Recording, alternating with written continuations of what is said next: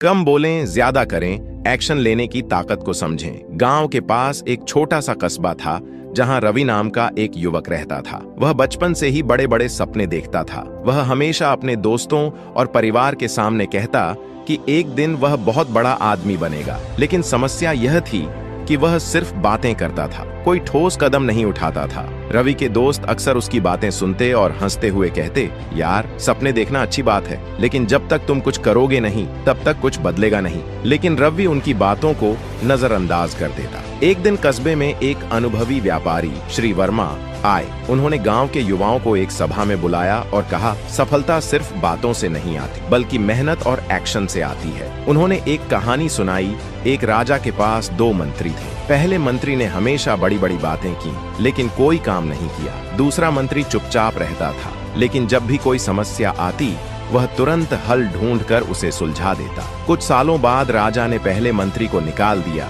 और दूसरे मंत्री को प्रधानमंत्री बना दिया। यह कहानी सुनकर रवि को एहसास हुआ कि वह भी पहले मंत्री की तरह ही था, बस बोलता था लेकिन करता कुछ नहीं था। रवि ने उसी दिन संकल्प लिया कि वह अब बातें करना बंद करेगा और एक्शन लेना शुरू करेगा। उसने सबसे पहले अपनी दुकान शुरू करने के लिए पैसे बचाने शुरू किए। रोज सुबह जल्दी उठकर नए बिजनेस आइडिया पर काम करता। दूसरों से प्रेरणा लेने के बजाय खुद मेहनत करने लगा। धीरे धीरे उसकी मेहनत रंग लाने लगी। उसकी दुकान कस्बे की सबसे सफल दुकान बन गई। जो लोग पहले उसकी हंसी उड़ाते थे अब उसकी तारीफ करते नहीं थकते थे।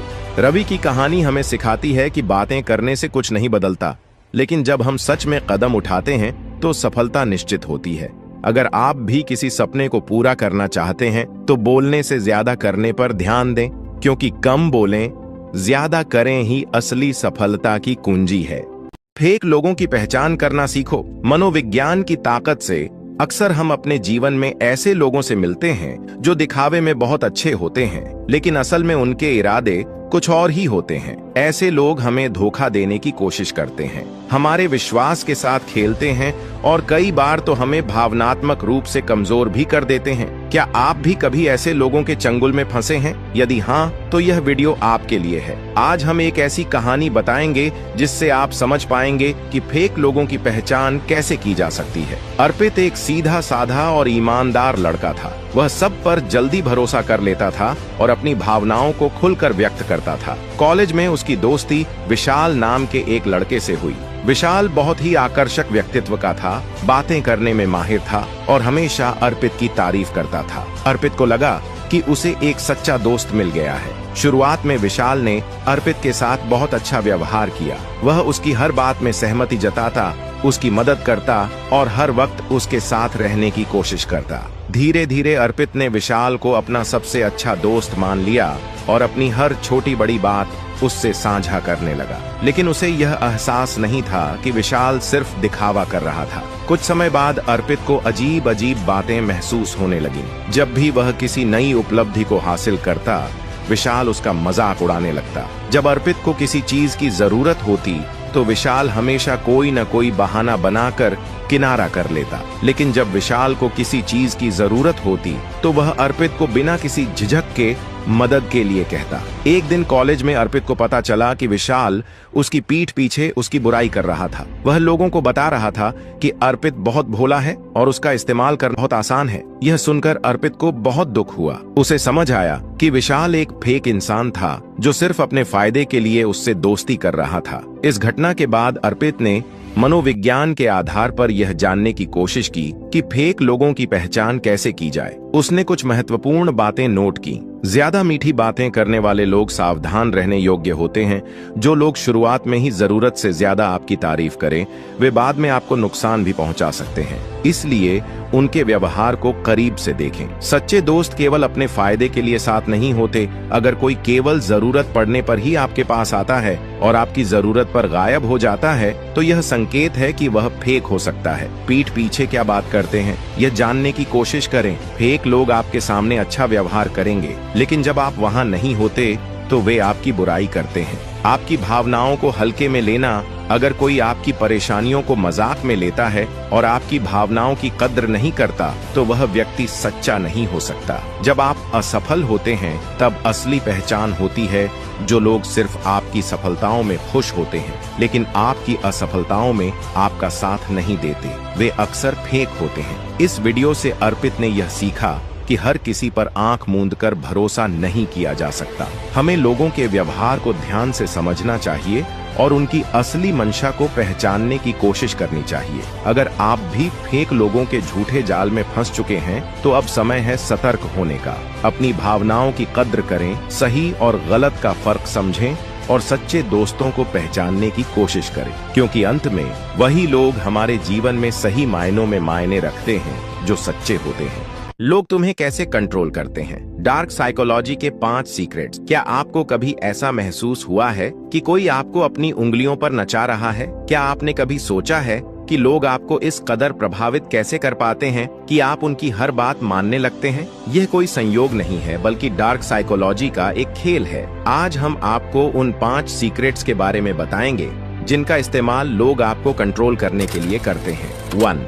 गैसलाइटिंग। तुम्हारी ही गलती है। गैसलाइटिंग एक मनोवैज्ञानिक हथियार है जिसका इस्तेमाल लोग आपको भ्रमित करने और खुद पर शक करने के लिए करते हैं। वे आपको यकीन दिलाने की कोशिश करेंगे कि जो आपने देखा या सुना वह गलत था। वे बार बार आपकी याददाश्त पर सवाल उठाएंगे। धीरे धीरे आप अपनी ही सोच पर शक करने लगेंगे। जब भी कोई आपको अपनी ही बातों पर शक कराने लगे तो अपने अनुभवों को लिख लें।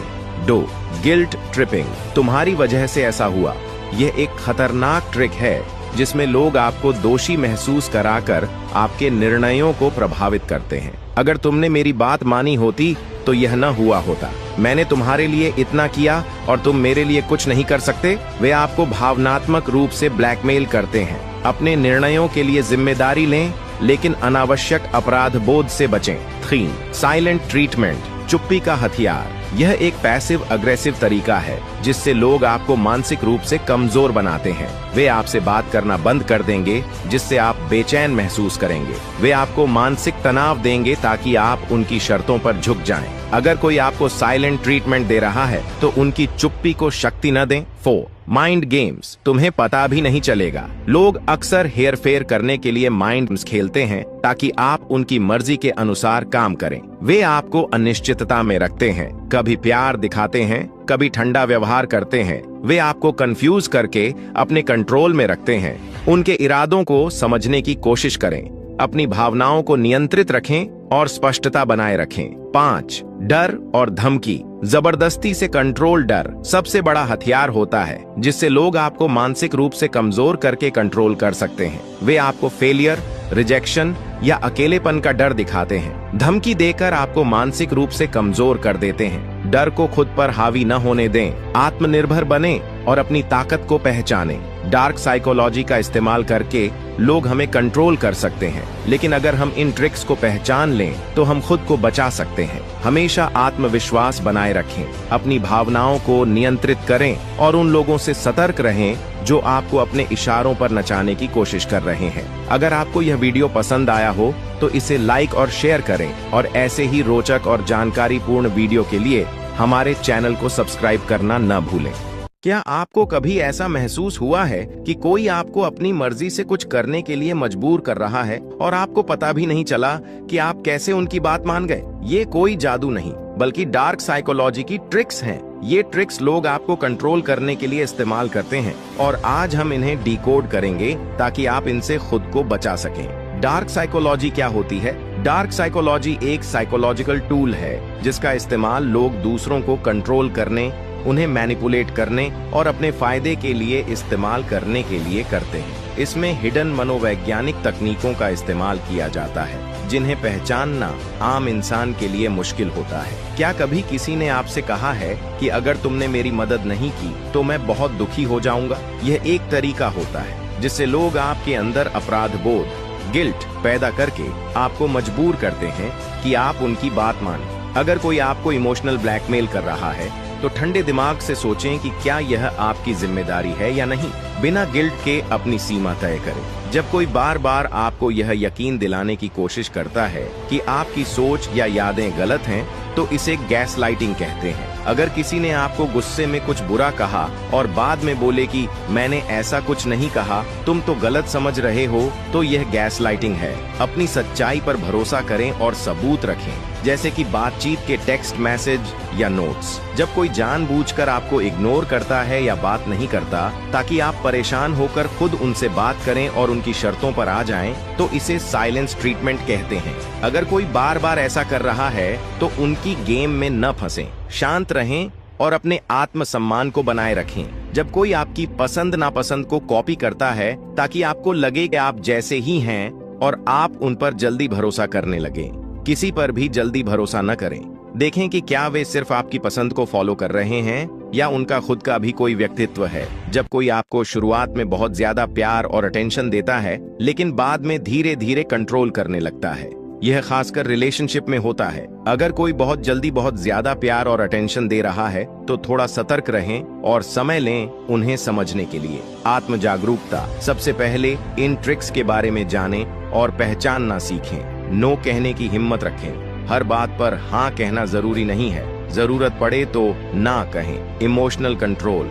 अपने इमोशंस को दूसरों के कंट्रोल में न आने दें। किसी भी स्थिति में ठंडे दिमाग से सोचें। सकारात्मक और मजबूत लोगों के साथ रहें, जो लोग आपको सही गाइडेंस देते हैं और आपकी मेंटल हेल्थ का ध्यान रखते हैं, उनके साथ समय बिताएं। तो दोस्तों, यह थी कुछ डार्क साइकोलॉजी ट्रिक्स जिनका लोग इस्तेमाल करके आपको कंट्रोल कर सकते हैं, लेकिन अब आप इनके बारे में जानते हैं और खुद को बचा सकते हैं। क्या आपको कभी इनमें से किसी ट्रिक का सामना करना पड़ा है? तो कमेंट में बताएं। वीडियो पसंद आया हो तो लाइक करें, शेयर करें और चैनल को सब्सक्राइब करना न भूलें।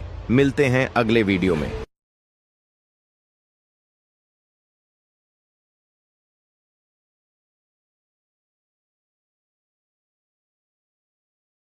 एक छोटे से गांव में रहने वाला अमित नाम का एक लड़का था। उसकी सोच यही थी कि जो कुछ भी किस्मत में लिखा है वही होगा। वह हमेशा यह सोचकर बैठा रहता कि उसकी जिंदगी में कुछ भी बड़ा नहीं हो सकता, क्योंकि वह एक गरीब परिवार से आता है। पढ़ाई में भी उसकी रुचि नहीं थी, क्योंकि उसे लगता था कि वह कितना भी मेहनत कर ले, टॉप करने वाले बच्चे तो अमीर और होशियार ही होते हैं। लेकिन उसकी यह सोच तब बदलनी शुरू हुई जब उसके गाँव में एक सेमिनार हुआ जिसमें एक सफल बिजनेसमैन आए। उन्होंने कहा, अगर तुम मानते हो कि तुम नहीं कर सकते तो तुम कभी नहीं करोगे, लेकिन अगर तुम यह मान लो कि तुम कर सकते हो और हर दिन कुछ नया सीखने के लिए मेहनत करो तो कोई तुम्हें रोक नहीं सकता। अमित के मन में यह बात बैठ गई। उसने पहली बार यह समझा कि उसकी असफलता का कारण उसकी परिस्थिति नहीं बल्कि उसका फिक्स्ड माइंडसेट था। क्या होता है फिक्स्ड माइंडसेट और ग्रोथ माइंडसेट? फिक्स्ड माइंडसेट वह सोच है जिसमें लोग मानते हैं कि मैं जैसा हूँ वैसा ही रहूंगा, मैं बदल नहीं सकता। ग्रोथ माइंडसेट वह सोच है जिसमें लोग मानते हैं कि सीख कर, मेहनत करके और अनुभव से मैं अपने आप को सुधार सकता हूं। अमित ने ठान लिया कि वह अपने माइंडसेट को बदलेगा। अब उसने मान लिया कि मेहनत से कुछ भी संभव है। अमित ने अपने माइंडसेट को बदलने के लिए छोटे छोटे कदम उठाने शुरू किए। 1. हर दिन एक नई चीज सीखना। वह स्कूल से आने के बाद 1 घंटा नई चीजें पढ़ता। 2. गलतियों से सीखना। पहले वह गलती होने पर खुद को कोसता था, लेकिन अब उसने हर गलती को सीखने का अवसर बना लिया। 3. मैं नहीं कर सकता की जगह कैसे कर सकता हूँ सोचने लगा। 4. अच्छी किताबें पढ़ना। उसने महान लोगों की जीवनियां पढ़नी शुरू की। 5. हार मानना छोड़ दिया। अब जब भी उसे कोई समस्या आती वह समाधान खोजने में लग जाता। धीरे धीरे उसका प्रदर्शन स्कूल में सुधरने लगा। टीचर भी हैरान थे कि जो लड़का हमेशा पीछे रहता था अब वह सवाल पूछने और समझने में सबसे आगे था। कुछ सालों बाद अमित ने स्कूल में टॉप किया और एक बड़ी यूनिवर्सिटी में एडमिशन पा लिया। वहां भी उसने अपने ग्रोथ माइंडसेट को जारी रखा और आखिरकार वह एक सफल इंजीनियर बन गया। एक दिन उसी गांव में जब वह एक सेमिनार देने आया तो उसने वही बात दोहराई जो कभी एक बिजनेसमैन ने उसे कही थी। अगर तुम मानते हो कि तुम नहीं कर सकते तो तुम कभी नहीं करोगे, लेकिन अगर तुम यह मान लो कि तुम कर सकते हो और हर दिन कुछ नया सीखने के लिए मेहनत करो तो कोई तुम्हें रोक नहीं सकता। सोच बदलो, जिंदगी बदल जाएगी। ग्रोथ माइंडसेट अपनाने का मतलब है कि आप अपनी सीमाओं को तोड़कर आगे बढ़ सकते हैं। अगर आप अपनी सोच बदलते हैं तो आपके जीवन के परिणाम भी बदलने लगते हैं। असफलता को एक सबक मानो, हर दिन कुछ नया सीखो और खुद पर विश्वास रखो। यही सफलता की असली कुंजी है।